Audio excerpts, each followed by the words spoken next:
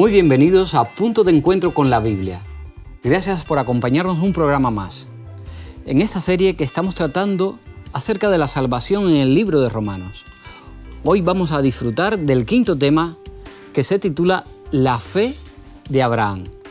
Como siempre me presento, soy Nelson Salgado, profesor de la Facultad Adventista de Teología de Sagunto, y junto a mí se encuentran Josías Félix. Bienvenido, Josías. Muchas gracias. También está con nosotros Sara Pastor. Bienvenida, Sara. Gracias, es un placer seguir con nuestro estudio de Romanos. Y por último os presento a Israel Guntín. Bienvenido, Israel. Muchas gracias, el placer es mío. El tema de hoy es un tema muy interesante, especialmente porque vamos a analizar la vida del patriarca Abraham. Pero antes me gustaría recordaros los cursos que tenemos, cursos que podéis encontrar en quecurso.com, cursos totalmente gratuitos, de Biblia, alimentación, educación. Así que entrad y elegid el que deseéis, el que más os guste. Comenzamos.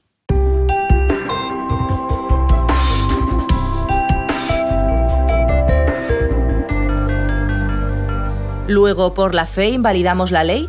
En ninguna manera, sino que confirmamos la ley. Romanos 3:31.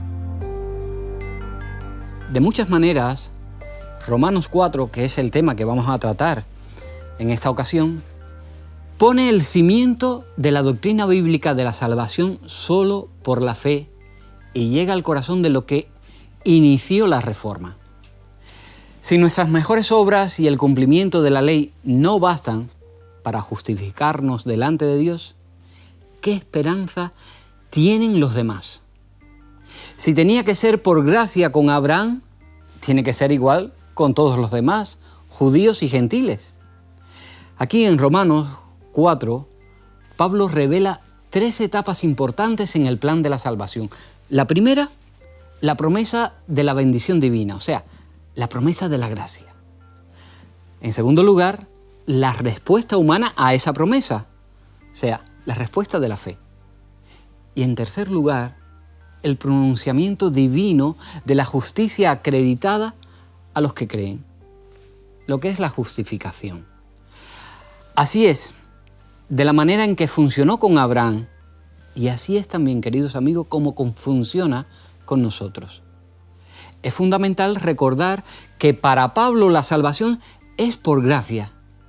Es algo que se nos concede, por más que nosotros lo merezcamos. Si la mereciésemos, entonces no nos correspondería. Y si no nos correspondiera, sería algo que se nos debe y no un regalo. Y para los seres corruptos y caídos que somos, la salvación tiene que ser un regalo. Para demostrar lo que piensa sobre la salvación solo por la fe, Pablo va a citar a Génesis. Génesis capítulo 15, versículo 6, donde dice: Abraham creyó al Señor y el Señor lo reconoció a él como justo. Aquí está la justificación por la fe, en una de las primeras páginas ya de la Biblia. Y vamos a comenzar con algunas ideas. Primeramente, antes de entrar ya en el capítulo 4, vamos a tomar el último versículo del capítulo 3 para enlazar. Luego, dice el apóstol aquí en el versículo 31, luego, ¿por la fe invalidamos la ley? En ninguna manera, sino que confirmamos la ley. ¿Qué nos muestra, qué podemos sacar de este texto del apóstol Pablo? Para entender este texto tenemos que entender su contexto, debido a que Pablo escribe Romanos por alguna razón. Lo escribe porque existía un problema. Entonces, para entenderlo, sin duda alguna lo hemos dicho en los capítulos anteriores, pero ahora vamos a hacer una recapitulación rápida. En los romanos podía existir el mismo problema que estaba en los gálatas donde había judaizantes y gentiles. Los judaizantes decían: hey, tienen que circuncidaros, tienen que obedecer a la ley de Moisés para ser salvos. Y los apóstoles dicen en Hechos 15, no es verdad. Solamente somos salvos por gracia y porque hemos recibido esa muerte de Cristo en nosotros y lo aceptamos como nuestro Salvador y somos salvos, no tenemos que hacer nada. Llega un momento donde después, el otro extremo, donde dice, bueno, Si somos salvos por gracia, entonces la ley no importa. Entonces la ley ya no tiene validez, porque si no tenemos que obedecerla para ser salvos, pues ¿de qué sirve? Y Pablo en Romanos empieza haciendo una defensa de la justificación por la fe. En el capítulo 3 termina, después de hablar sobre la ira de Dios, termina dando un resumen y defendiendo fuertemente la justificación por la fe, la expiación que Cristo nos da por medio de su muerte. Y llega un momento donde él culmina esa explicación diciendo, entonces, ¿anulamos la ley? ¿Entonces dejamos la ley de un lado? ¿Entonces no lo obedecemos? ¿Entonces la ley moral queda apartada? Y él dice, por supuesto que no. Por supuesto que no, la ley tiene la validez. Y es importante. Dice, concluimos que el hombre es justificado por la fe sin las obras de la ley. Después de unos versículos dice, que la ley también es importante, en el 31. Y tenemos que entenderlo, que la ley sigue siendo importante en todo el proceso de la salvación de un ser humano. No podemos dejar la ley de un lado, tenemos que obedecerla. Hay un teólogo que dice, solamente el que obedece puede creer, y solamente el que cree, obedece. Si tú obedeces, si tú te pones en el lugar donde puedes llegar a creer, es ahí cuando vas a empezar a tener fe en Jesucristo. Pero también si tú crees, como consecuencia vas a obedecer esa ley. La ley no queda anulada por la fe. Y lo dice muy bien, confirmamos la ley con la fe. El objetivo de la ley es llevarte a Cristo. El objetivo de la ley es mostrar tu pecado para que te arrepientas y vayas a Cristo. Si sacamos la ley del proceso de salvación, del proceso de arrepentimiento, entonces no hay arrepentimiento. No hay nada que nos muestre que estamos en un error. Si no hay algo que nos muestre el ideal, entonces ¿hacia dónde estamos yendo?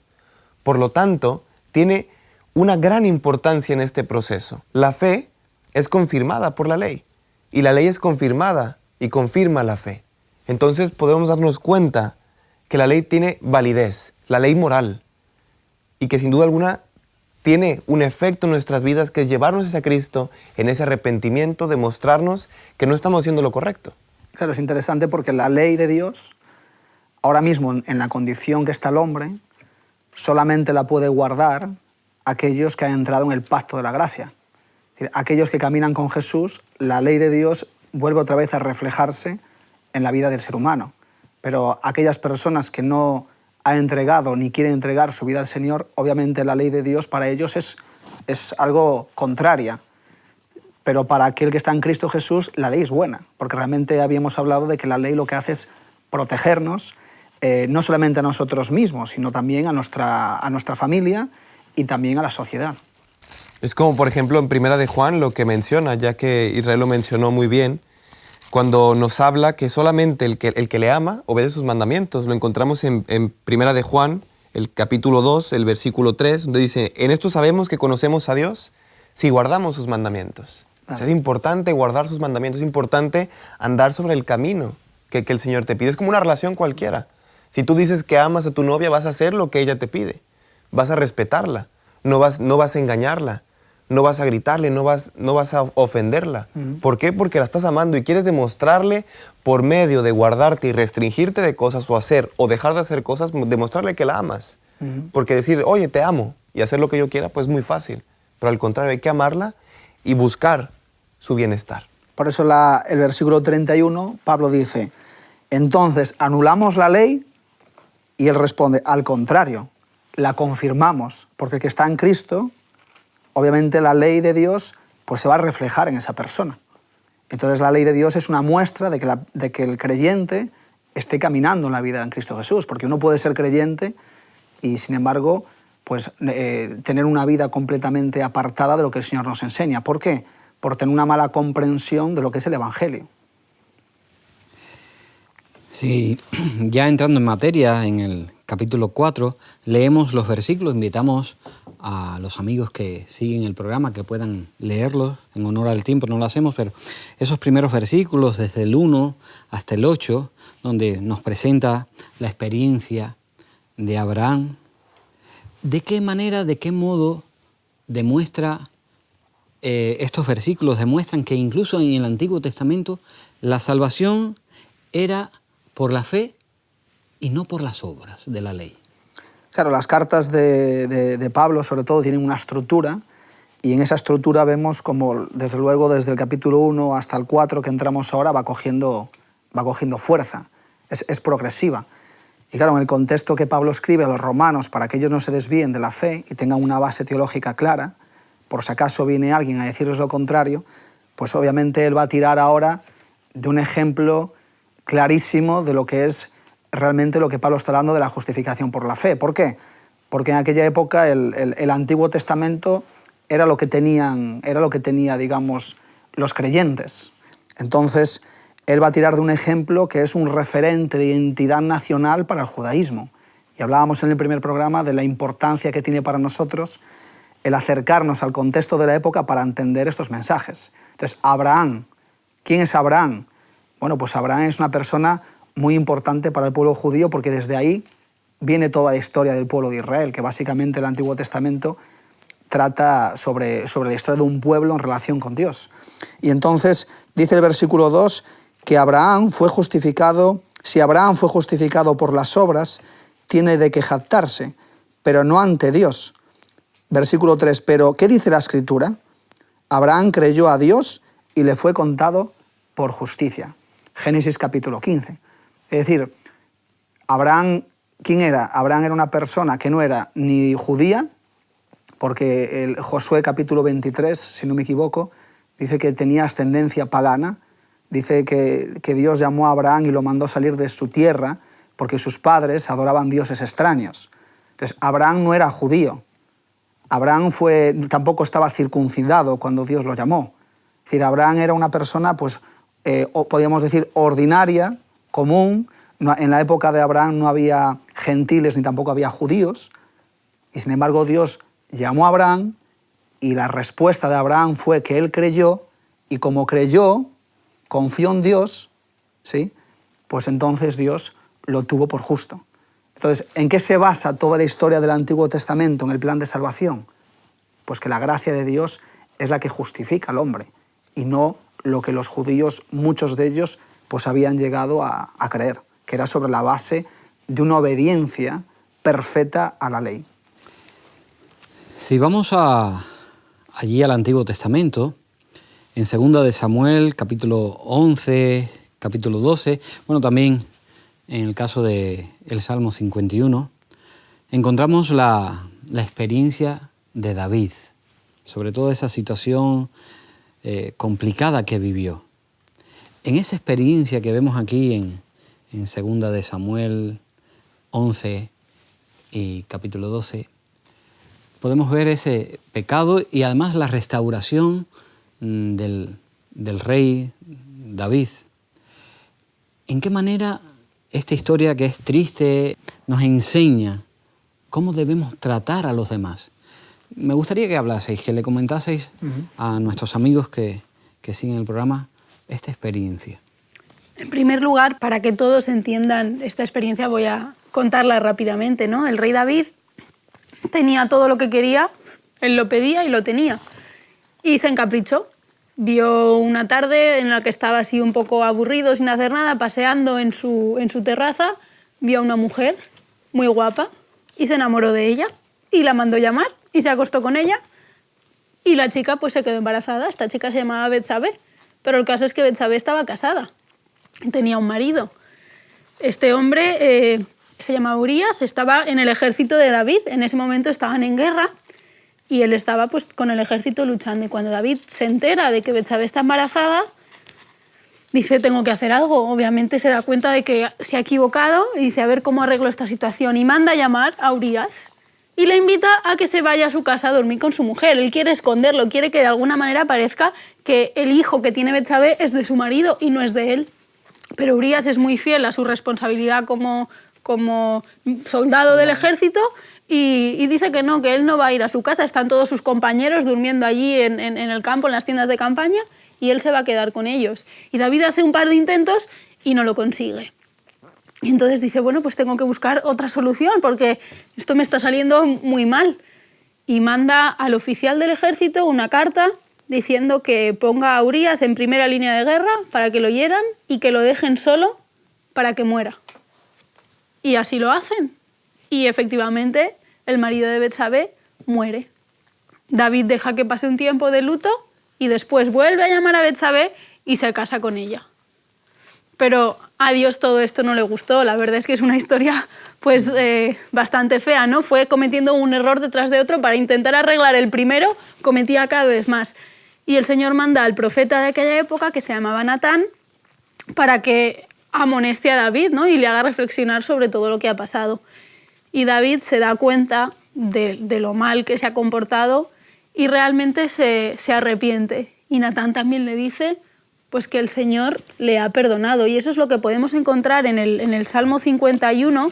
Es un cántico de arrepentimiento y una plegaria de perdón, ¿no? David le está pidiendo perdón a Dios y es muy bonito. Por ejemplo, si leemos el versículo 10, 11 y 12, dice David: «Crea en mí, Dios, un corazón limpio y renueva un espíritu recto dentro de mí. No me eches de delante de ti y no quites de mí tu Santo Espíritu. Devuélveme el gozo de tu salvación y espíritu noble me sustente». David está realmente arrepentido de lo que ha hecho. Además, el hijo que esperaba muere después de nacer a los 7 días y eso para él, como para Betsabé, es un golpe pues, muy duro, ¿no? Afortunadamente después Betsabé se vuelve a quedar embarazada y de ahí nace Salomón. Pero fue una experiencia muy triste para todos y David en todo el Salmo 51 demuestra lo verdaderamente arrepentido que estaba y en ese momento ya el profeta Natán le dice que el Señor ha perdonado los pecados que ha cometido. Y esto, ¿qué ocurre? Nos da esperanzas también a nosotros, ¿no? De que aunque a veces vamos liando cada vez más el problema, cuando nos paramos a reflexionar y decimos, madre mía, Señor, ¿en qué problema me he metido? Pero la pata hasta el fondo ha llegado, el Señor dice, no pasa nada. Si te arrepientes y me pides perdón, por mi gracia, no por la ley, porque por la ley David estaba condenado en muchos puntos. Había cometido adulterio, había matado, había mentido, ¿no? Había hecho muchas cosas de los 10 mandamientos mal. Pero por la gracia, él es perdonado y es justificado. Por la ley es condenado y por la gracia es perdonado. Y eso nos ayuda también a la hora, comentabas la última pregunta, ¿cómo nos relacionamos con los demás? ¿No? Pues no sabemos en qué punto se puede encontrar una persona que se está equivocando. A lo mejor ya se ha dado cuenta de su error y a lo mejor ya le ha pedido perdón a Dios y para el Señor eso ya está justificado. ¿Quiénes somos nosotros entonces, ¿no? Para andar acusando o señalando o diciendo tú has hecho esto mal cuando no sabemos en qué punto de la relación con Dios está esa persona con sus errores y con sus problemas? David fue un hombre muy valorado, muy querido por Dios, pero fue un hombre que también se equivocó muchísimo. Entonces tenemos que tener ese amor por los demás, de no ir juzgando, porque si hubieran juzgado a David, podrían haber dicho, ya no queremos más que sea nuestro rey, ¿no? Con esto que ha cometido, no es ejemplo para el pueblo de Israel, pero el Señor ya lo había perdonado y quiso que siguiera siendo el rey. Y la Biblia, además, en el Antiguo Testamento nos muestra las equivocaciones de estos hombres, pero luego es interesante que lo que se resalta siempre en la Biblia es que para Dios, por ejemplo, Abraham en Hebreos capítulo 11, dice que Abraham fue un hombre de fe. Y David dice que era un hombre con el corazón agradable a Dios.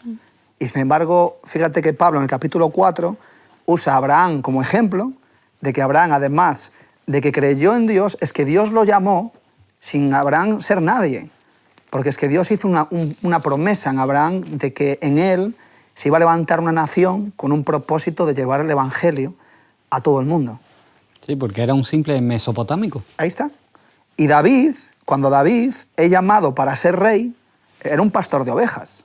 Y sin embargo Dios lo llamó y lo usó para ser un rey de Israel.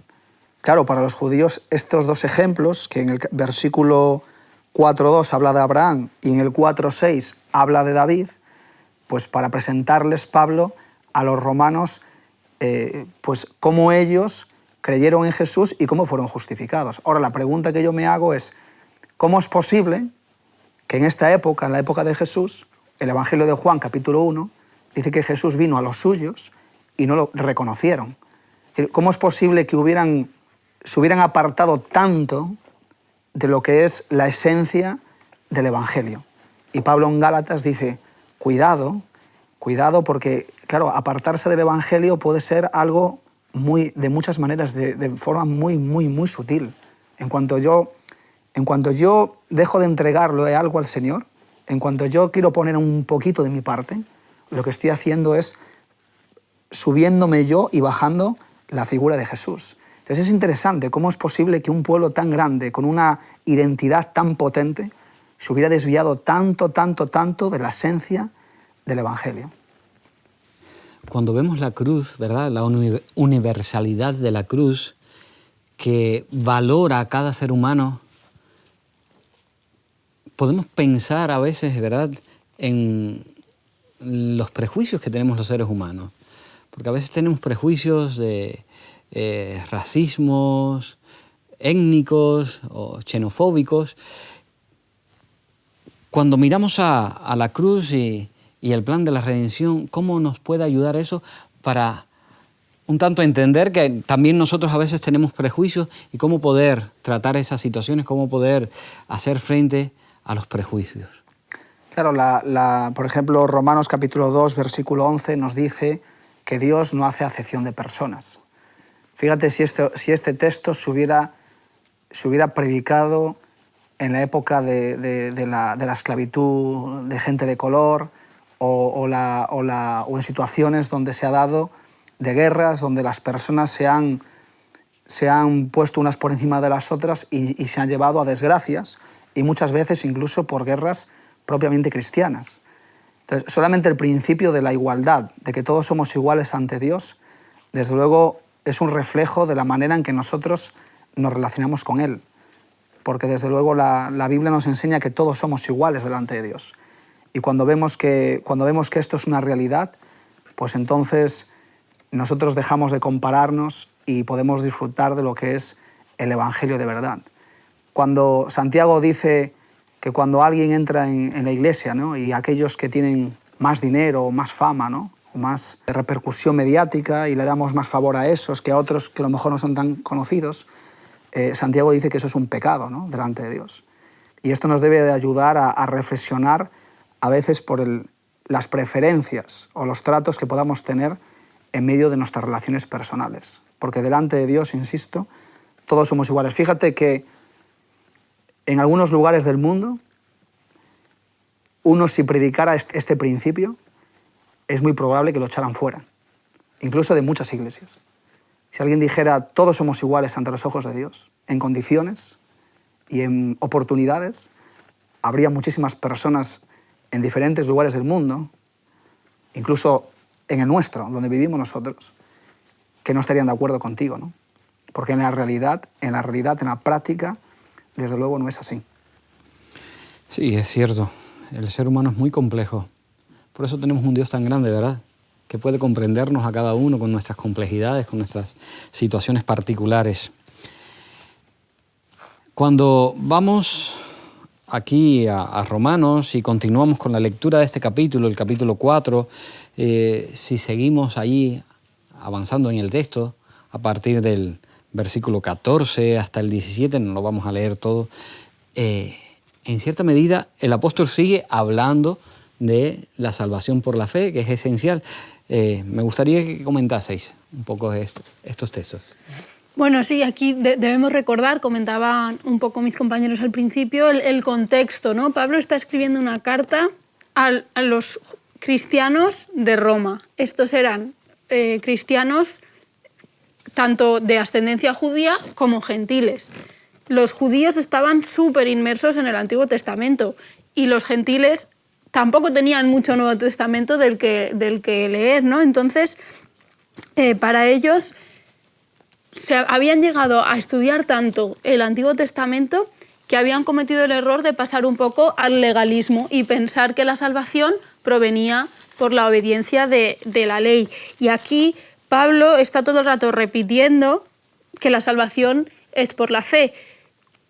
En estos versículos él intenta mostrar que Abraham, que le fue hecha la primera promesa, que la hemos leído antes en Génesis 15, esa promesa le es dada aún mucho antes de que existiera la ley. La promesa de Abraham llega antes de que Dios se revelase a su pueblo en el Sinaí. Entonces les está un poco haciendo ver con ejemplos del Antiguo Testamento, diciendo cómo puede ser que la salvación sea por la ley si la promesa de la salvación se le hizo a Abraham antes de que Dios se revelase a su pueblo en el Sinaí y les diese la ley. no tiene ningún sentido. La salvación es por la gracia tal como se le prometió a Abraham, porque ni siquiera existía la ley. Y entonces aquí Pablo, él está diciendo que si fuese así, es que incluso la ley la fe, quedaría anulada. Si la salvación solo fuera por la ley, ¿qué sentido tiene la fe en todo esto? Y Abraham fue justo porque creyó, con lo cual les está otra vez repitiendo una vez más que su idea es equivocada y que la única salvación es por medio de la fe, incluso con el gran ejemplo que era para ellos su padre Abraham, ya fue así. Es que aún sabiendo y conociendo, es increíble que ellos pudieran llegar a creer que la salvación era por la ley, porque tenían grandes referencias. El rey David era tenemos que explicar esa figura del rey David. El rey David es muy importante. La estrella de David sigue siendo un símbolo importante para el pueblo judío hoy en día, porque el rey David fue un antes y un después y marcó realmente un estandarte en este pueblo. Si David, Abraham, Moisés, todos pecaron. Y la Biblia no lo esconde, y eso nos habla mucho de la Biblia también, que no lo mencionamos anteriormente. Que la Biblia no esconda los errores de los seres humanos ante Dios o como líderes del pueblo, también nos habla mucho de nuestro Dios, del Dios que ha escrito esta Biblia. Porque un Dios que quisiera esconder, quitar partes de la vida de un ser humano para mostrar la perfección que existe en él, pues, ¿qué Dios sería ese? ¿Qué Dios será ese que solamente presenta a hombres perfectos, sino al contrario, muestra a hombres que utilizados por el Señor pueden realmente transformar su vida? Muestra a hombres que los saca de la nada, siendo un pastor de ovejas, los hace rey, por su gracia, por su amor, se equivocan y no lo destituye tampoco. Dios conocía, pero vivió el presente de David. Dios conocía que David se iba a equivocar, y aún así le dijo, eres agradable ante mis ojos. Yo sé, y eres agradable ante mí. Te equivocarás, pero te daré una oportunidad. Porque ese es un Dios de oportunidades, ese es el Dios de la Biblia. El Dios que dice, no importa lo que haya pasado, amigo mío, yo estaré contigo. Y en eso se basa la fe. En eso se basa la justificación por la fe. En que Dios sabe que hay muchos errores, muchas equivocaciones, no las esconde, pero dice, ¿sabes qué? Aquí ha pasado algo. Un efecto que no cualquiera tiene. Que esa es la transformación, que es nacer de nuevo, que es la fe que la que te cambia tu vida, la que cambió a David, la que cambió a Abraham, la que cambió a Moisés. Y eso es lo que nos puede pasar tanto a mí como a los que nos están siguiendo. Esa fe que no importa quién seas, el Señor te está llamando a ti. ¿Para qué? Para transformar tu vida. Para transformar la vida como lo transformó con todas las personas que aparecen aquí en la Biblia. Hay un libro que a mí me fascina, me encanta. Es un libro extraordinario. Se llama El deseado de todas las gentes. Y allí la escritora cristiana Elena de White dijo, el principio de que el hombre puede salvarse por sus obras es el fundamento de toda religión pagana. Donde quiera se adopte, los hombres no tienen defensa contra el pecado. ¿Qué quiso decir ella cuando elabora sus palabras? Hay un patrón que se repite constantemente en muchas religiones paganas, muy antiguas, por ejemplo. Yo puedo hablar particularmente de la religión azteca, la religión mexica, donde después de que pasan a la muerte tienen que luchar, ¿no? Tienen que pasar por una serie de luchas, incluso los enterraban con un perro, guía o cosas así por el estilo. ¿Por qué? Porque tenían que hacer una lucha hacia la salvación. Tenían que vencer a diferentes dioses para poder pasar por fin a descansar hacia un lugar mejor. Y es constante, desde las religiones paganas, constantemente vemos ese patrón, donde la gente intenta salvarse por sus propias obras, luchar por algo. Lo vemos en las religiones actualmente, donde yo tengo que luchar para mi salvación, o lo mismo lo que vio Lutero. Lutero, una de las cosas que vio para poder empezar su reforma fue eso. Al visitar la capital de la religión, vio gente subiendo escaleras en penitencia. ¿Para qué? Para que sus familiares pudieran pasar del purgatorio hacia el cielo. Entonces Lutero dijo, aquí algo está mal. Está mal que la gente tenga que pagar, que tenga que subir escaleras, que tenga que flagelarse, que tenga que sufrir, que tenga que hacer algo para salvarse. Y es ahí cuando empieza a leer y justo puede leer Romanos. Y dice, no, creo que nos estamos equivocando, creo que no tenemos que hacer nada. Creo que hay religiones que están metiendo ideas paganas, este patrón que se repite constantemente del esfuerzo humano para poder lograr llegar a la salvación, para poder llegar que un familiar pase hacia el cielo y no esté en el purgatorio. Entonces, esta idea se repite constantemente en las regiones mesopotámicas, en Egipto, en muchas religiones se repite. Pero vemos que la verdadera religión, el Dios que escribió esta Biblia, Jehová, dice, ¿sabes qué? Desde el principio, con el pacto de Abraham, yo te he dicho que no tienes que hacer nada. Lo que quiere decir aquí esta escritora, muy sabiamente, es que el hombre no puede hacer nada contra el pecado. El hombre no puede hacer nada, se ve sin armas. En esta lucha entre el pecado y el hombre, quien gana es el pecado. Y lo gana, porque no podemos hacer nada contra él. Pero afortunadamente hay alguien que vino y demostró que venció el pecado, y lo venció en la cruz. Claro. Y ese fue Cristo. Y Él fue el que hizo todo. Así que tú ya no tienes que pelear. Es una pelea que no te corresponde. Es una pelea que ya está ganada y no tienes que subirte al ring para vencerla. Solamente tienes que decir, Señor, súbete ahí, lucha por mí, ayúdame, porque no puedo más. La verdad que el mayor engaño que hay no es el que está más alejado de la verdad, sino el que más parecido es a la verdad. ¿Por qué? Porque es más sutil. Y bueno, cuando hablamos de religiones paganas, pues podemos pensar en religiones muy místicas, ¿no? Y muy así como oscuras. Pero realmente lo que Pablo está tratando aquí es en la religión cristiana misma. Es decir, el engaño no era solamente en religiones de la época que nada tenían que ver con Jesús, sino era un problema que había dentro del corazón del cristianismo. Y cuando hablamos del problema que está tratando Pablo aquí en Romanos, igual que en Gálatas, pues desde luego, si nosotros recuperamos estos mensajes hoy, es para reflexionar, para que dentro de nuestra religión, de nuestras creencias como cristianos, porque creemos en Jesús, es de no caer en el mismo error. Porque desde luego podemos estar viviendo también una religión cristiana, si me permites, pagana. ¿Por qué? Porque si Cristo no es la base de nuestra creencia, entonces, como bien dice la escritora, nuestra religión cristiana se convierte en otro evangelio, en lo que es el paganismo. Porque el paganismo surge cuando Adán y Eva pecan y deciden ir por su cuenta y presentarse delante de Dios pues, con sus propias vestiduras, ¿no? Con sus propias obras o su forma o su manera de ganarse el favor de Dios. Estamos estudiando el libro de Romanos, pero antes mencionaste Gálatas, así que me gustaría que les recordaseis a los amigos la relación entre las obras y la fe, la salvación por la fe, en el libro de los Gálatas, la relación que hace Pablo, cómo lo presenta allí. Pablo, además de ser una carta en Gálatas que va dirigida a personas que sí conocen y que los confronta, porque ellos estaban dejándose guiar por otro tipo de influencias, en la cual Pablo a la iglesia de Roma les trata de prevenir, en Gálatas sí que ya está el problema, pues fíjate, usa los mismos ejemplos. Sin embargo, cambia algunos, por ejemplo, habla de Abraham otra vez, habla de lo que es el Sinaí, la ley, para qué sirve la ley, la fe, pero te respondo con un versículo. Capítulo 5 de Gálatas, versículo 4. Los que procuráis justificaros por la ley, os habéis desligado de Cristo. Habéis caído de la gracia. Fíjate dónde lleva la religión, una religión equivocada. Lleva a que uno esté desligado de Jesús, se ha caído de la gracia, por lo tanto, lo que vive simplemente es una creencia, tradiciones, ritos, costumbres, ir a la iglesia, participar, incluso ser un dirigente de iglesia. Pero si Cristo no es la base de nuestra fe, pues entonces aquí en Gálatas nos dice que nos hemos desligado de Jesús. Por lo tanto, la gracia no tiene el efecto positivo, transformador, que produce en el creyente.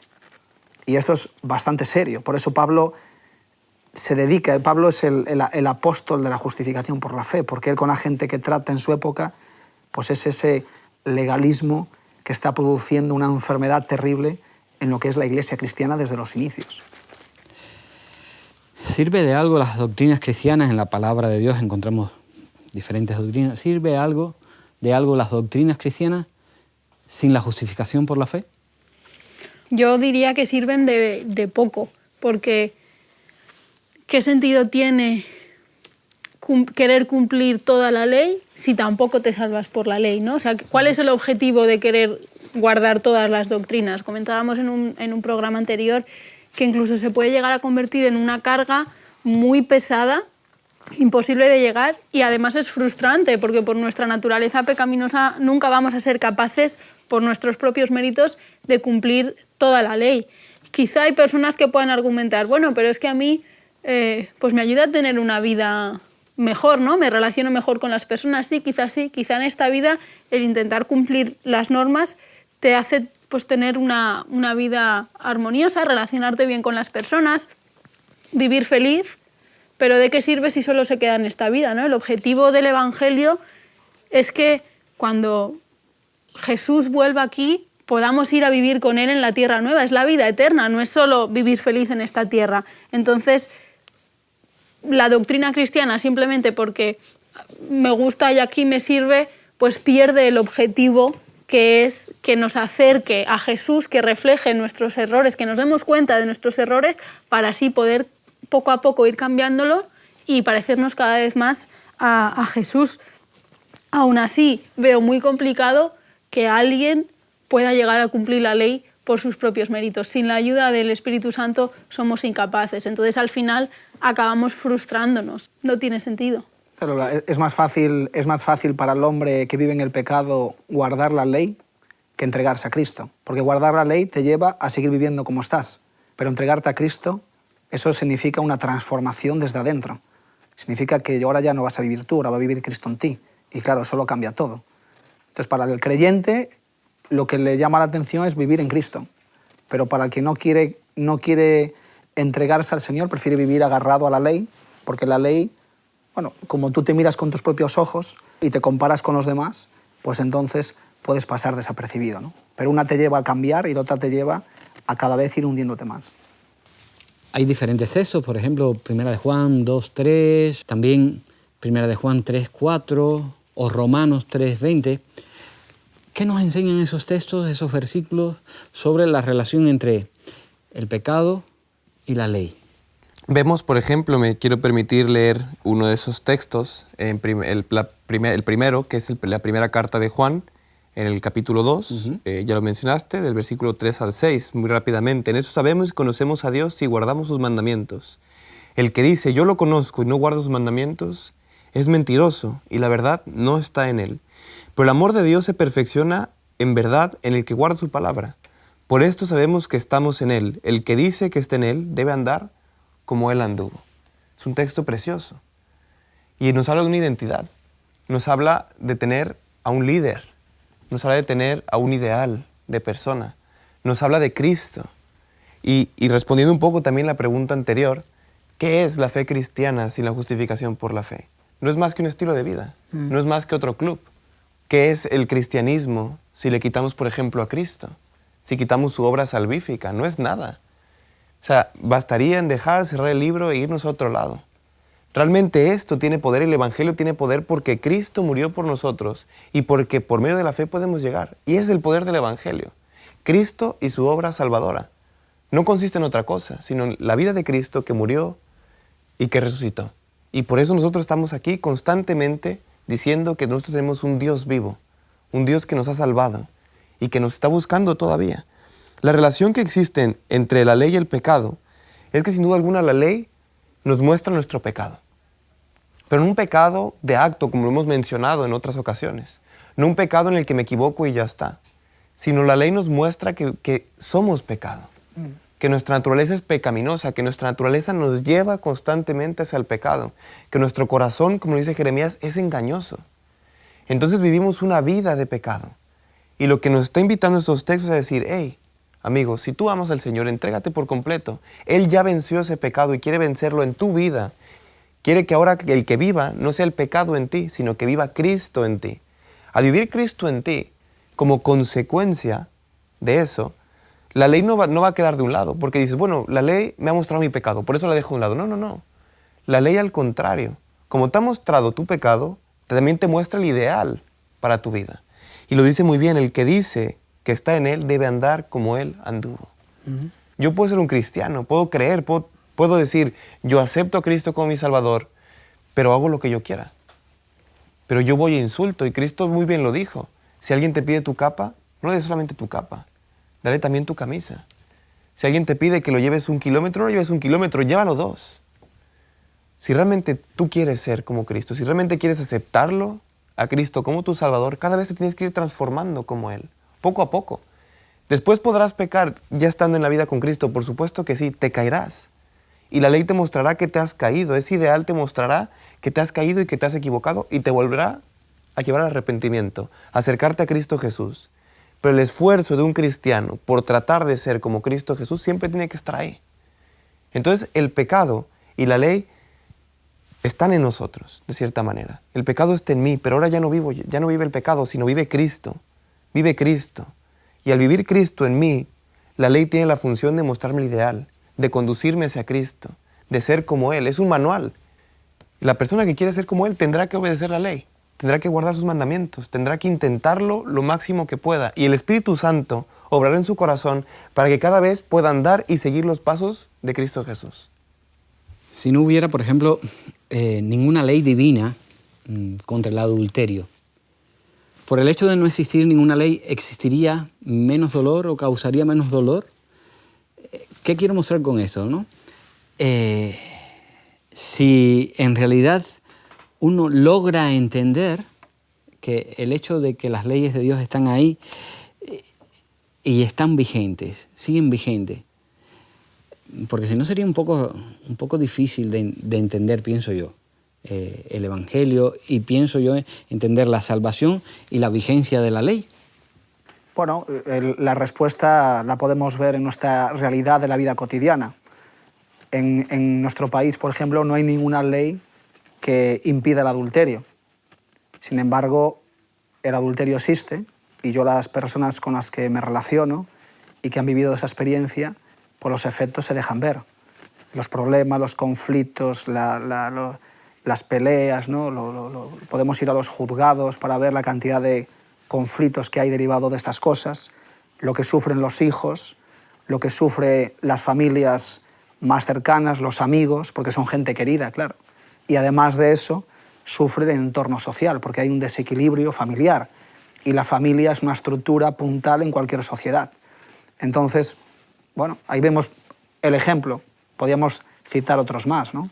Cuando hay una mentira, cuando hay una codicia, cuando hay un deseo de algo que no te pertenece, bueno, no hay leyes exactamente que se condenen esas cosas en muchos países, pero la ley de Dios sigue vigente, es decir, la ley de Dios todavía sigue alumbrando esas cosas, ¿no? Entonces podemos ver cómo los efectos de esos actos pues derivan una cantidad de problemas enormes. Entonces, desde luego vemos cómo la ley de Dios pues protege a todos, completamente a todos. Pero que no existiera no causaría menos dolor, al contrario, causaría más dolor. O sea, que existe una ley que diga que no adulteres, realmente el dolor no está en que exista la ley que te diga que no adulteres, sino vemos realmente lo que dice Gálatas, la ley estaba para guardarte. Y cuando te das cuenta que tú pecas, como lo hizo David, que adulteró, que mató, llegó un momento donde fue muy doloroso para él. Y que no hubiera existido esa ley y él lo hubiera hecho en libertad, no hubiera causado menos dolor, hubiera causado mucho más dolor. Porque tal vez David lo hubiera hecho en esa libertad. Y hubiera dicho, bueno, no hay nada que me lo impida. Pero podía haber visto los efectos de eso, que fue que un hombre perdió a su familia. Y que esa no existencia de ley lo que va a hacer es causar más daño en el ser humano. El Señor creó la ley para eso, para protegernos, para guardarnos. Y si creó esa ley del no adulterio, donde yo no tengo que quitarle a alguien lo que es suyo, fue para eso, para protegernos y para que nosotros pudiéramos estar en paz, en comunión y en convivencia. Y a la hora de no existir, al contrario, se haría tal libertinaje y tal libertad que llega un momento donde nos dañaríamos mutuamente y no podríamos vivir en comunión los seres humanos. Entonces, de esta manera, el Señor nos cuida, nos protege y vemos que la ley de Dios sigue vigente y que nos quiere cuidar. Y ojalá algún día la sociedad obedeciera a la ley de Dios y las cosas serían completamente diferentes. Empezaremos a vivir una sociedad donde el egoísmo se dejaría de un lado y nos preocupáramos los unos por los otros y no nos dañáramos tratando, sin intenciones tal vez en algunas ocasiones, porque no nos damos cuenta de lo que estamos haciendo. Pero nos dañaríamos porque viviríamos en convivencia. Es que es como si dijéramos que si quitásemos los cinturones de seguridad de los coches, habría menos muertes en los accidentes. No por no haber cinturón va a ir la cosa mejor. El cinturón lo que hace es protegerte para que en caso de que haya el accidente las consecuencias sean menores. La ley es lo mismo, nos protege para que si tú por amor a Dios decides respetarla, la sociedad viva mejor y la convivencia sea mejor, haya menos sufrimiento y haya menos dolor. Si la quitas, va a seguir ocurriendo igual, pero no va a haber menos dolor, porque las consecuencias de ese acto van a seguir existiendo. Y como decía Josías, quizá al no estar la ley, más gente lo hace y todavía hay más dolor y más sufrimiento. Con lo cual no solucionaría nada que no existiera la ley. Además, la ley, perdón Isra, Sí, sí. la ley te lleva al arrepentimiento. Y, por ejemplo, lo vimos con Josías, lo vimos con David en el Salmo 51, cuando nuestros seguidores lo quieran leer. David estaba sufriendo. La ley hizo sufrir a David al darse cuenta de su error, al darse cuenta de que realmente había dañado a una persona y que había transgredido la ley de Dios. Había un dolor profundo, donde le dice, Señor, por favor, ayúdame. Me duele el corazón porque me siento muy mal, estoy muy arrepentido por lo que he hecho. Y seguro muchos de nuestros seguidores lo habrán sentido en alguna ocasión, de decir, me siento muy mal, Señor, no puede ser lo que esté pasando, no me puedo creer lo que he hecho. Y el Señor dice, hey, tranquilo. Y ese arrepentimiento, ese dolor que lleva la ley, no se compara con el sufrimiento que hubiera sin ley. No se compara con el sufrimiento de todo el daño que causaría en el ser humano. Porque ese dolor al final te lleva hacia ese arrepentimiento sincero hacia el Señor. Pero Éxodo 20, por ejemplo, aparece ahí pues las leyes de Dios dadas, ¿no? Definidas y escritas, pero eso antes nunca se había hecho en el universo. Sin embargo, esas leyes ya existían antes, porque las leyes de Dios tienen la base sobre el carácter de Dios. Es decir, si no hubiera ley, es como decir que Dios tampoco existiera, ¿no? Entonces, las leyes de Dios tienen que ser como explicadas en un mundo caído para que la gente pueda entender. En Génesis capítulo 39, antes de que las leyes de Dios fueran dadas en el Sinaí, ya nos dice, por ejemplo, en la historia de José, que es una historia hermosa, pues nos dice que él cuando fue vendido a sus hermanos y fue llegado a Egipto, entró en la casa de un hombre que se llamaba Potifar y este tenía una mujer muy hermosa, que José, en el versículo 6, nos dice que él era hermoso de semblante y ella quería constantemente acostarse con él. Entonces José le dice así, el versículo 9, ¿cómo pues haría yo este gran mal y pecaría contra Dios? Fíjate, las leyes no habían sido definidas ni habían sido dadas. Sin embargo, José ya llevaba interiorizado pues, las leyes de Dios en su carácter. ¿Por qué? Porque él tenía una relación con Dios. Entonces, las leyes de Dios, si no existieran, pues entonces es como decir que Dios tampoco existiera. Porque las leyes de Dios lo que hacen precisamente es para que nosotros nos cuidemos ante el sufrimiento. Y el sufrimiento es una consecuencia del pecado.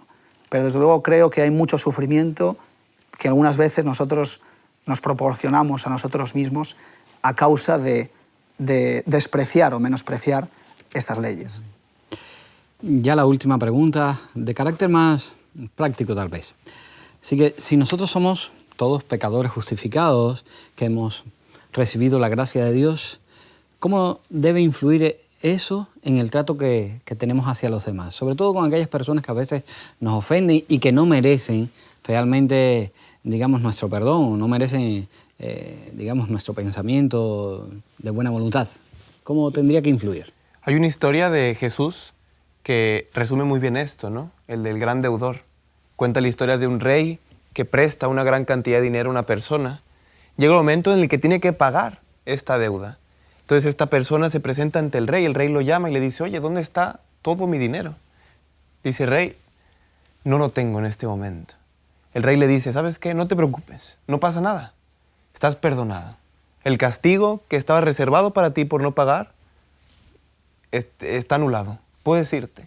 Este hombre perdonado, lleno de gracia y misericordia se va. Está en el pueblo y se encuentra con una persona que le debía una cantidad de dinero. Él va con él y le dice, oye, ¿y el dinero? ¿Dónde está el dinero que tú me debías? Le dice, no lo tengo, déjame trabajar y yo te lo daré. No, tú tienes que pagármelo. Y manda a la cárcel a ese hombre. Entonces el rey se entera de esto y va y presenta otra vez a este hombre y le dice, oye, ¿pero qué has hecho? Yo te he perdonado esa suma de dinero. Y yo creo que el hombre le habrá dicho, oye, mira, yo solamente quería devolverte el dinero. No, yo te había perdonado. Y yo quería que tú hicieras lo mismo con tu hermano también, con este hombre. Es el problema. Muchas veces nos olvidamos de las palabras del Señor que dice, perdóname, Señor, como yo perdono también a los demás. Cuando tú eres un hombre lleno de gracia, de misericordia, cuando tú estás perdonado por el Señor, no puedes hacer otra cosa más que perdonar, más que darte cuenta que tú también eres inmerecedor de ese perdón del Señor, que tú no te mereces para nada esa salvación y esa gracia y ese don gratuito que te da Cristo Jesús. Por tanto, cuando tú ves a alguien, tú tienes que perdonarle, porque es lo que el Señor ha hecho contigo, perdonarte aunque no lo merezcas. Y muchas veces una persona cuando nos lastima no merece nuestro perdón, según nosotros, pero tenemos que perdonarle. Hasta 70 veces 7, muchas veces más. Porque si Dios es misericordioso, lo que espera es que nosotros seamos misericordiosos y llenos de gracia con todos. Y muchos problemas se acabarían, porque nos daremos cuenta que si el Señor nos salvó, nosotros estamos para salvar a los demás. Sí, amigos. La justificación por la fe no está solamente en el libro de Romanos, que estamos tratando. Abarca toda la Biblia y da pleno sentido a la misión de Cristo en nuestro favor. Necesitamos comprender la importancia de entenderla y aceptarla para conocer el alcance del amor de Dios y de Jesús por cada uno de nosotros. Un amor tan grande que solamente podemos rendirnos a Él y alabarle. Vamos ya con el resumen del programa de hoy. Necesitamos entender la relación que existe entre la visión sobre la justificación por la fe de Pablo y la justificación por la fe en el Antiguo Testamento. El Antiguo Testamento y el Nuevo Testamento están absolutamente unidos en el tema de la justificación por la fe. Necesitamos que la justificación por la fe sea una experiencia real que podamos compartir con los demás. Si bien la justificación solo por la fe podría ser una parte, una convicción doctrinal, era una realidad viviente en la experiencia espiritual de los personajes del Antiguo Testamento, como el caso de Abraham o de David que hemos tratado en el programa. Es por eso que no solamente debemos estudiar el Nuevo Testamento, debemos estudiar el Nuevo y el Antiguo, ambos testamentos, porque ambos se complementan. Así que os invito a sumergiros en la historia y la cultura del Antiguo Testamento. Hay muchas lecciones de vida que podemos aprender y una verdad con mayúscula. Y esa verdad nos une. Cristo y su plan de salvación. Nos vamos ya. Si queréis poneros en contacto con nosotros, ya sabéis, podéis escribirnos a hola@hotmedia.es. Estaremos felices de recibir vuestros correos. Muchas gracias por haber compartido el programa con nosotros en este día. Romanos capítulo 4, versículo 4 dice: «Al que obra no se le cuenta el salario como gracia, sino como deuda». El apóstol aquí explica el pasaje de Génesis 15, 4 al 6, para concluir y probar que la justificación es por la fe y no por las obras. Esto lo hace primero explicando el significado de las palabras «le fue contado por justicia». Estas palabras explican que Dios recibe a los pecadores por gracia y no por sus obras. Si Satanás puede lograr que el hombre valore sus propias obras como obras de mérito y justicia, sabe que puede vencerlo mediante sus tentaciones y hacer de él su víctima y su presa. Salpiquen los postes de las puertas con la sangre del Cordero del Calvario y estarán a salvo.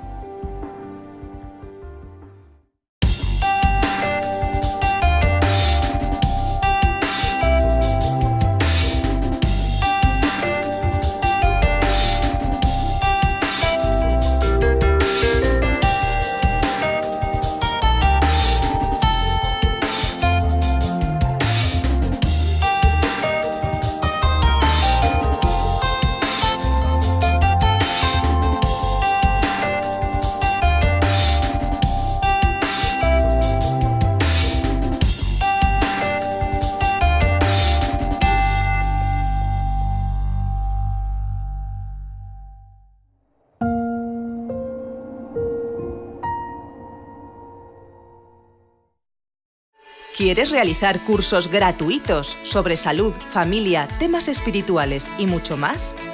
Entra ahora en quecurso.com y disfruta de cursos tan interesantes como La verdad en 2 minutos, Salud y vida, Embarazados, Frente al dolor, A través del Apocalipsis o Valores de siempre, entre otros. Recuerda, quecurso.com.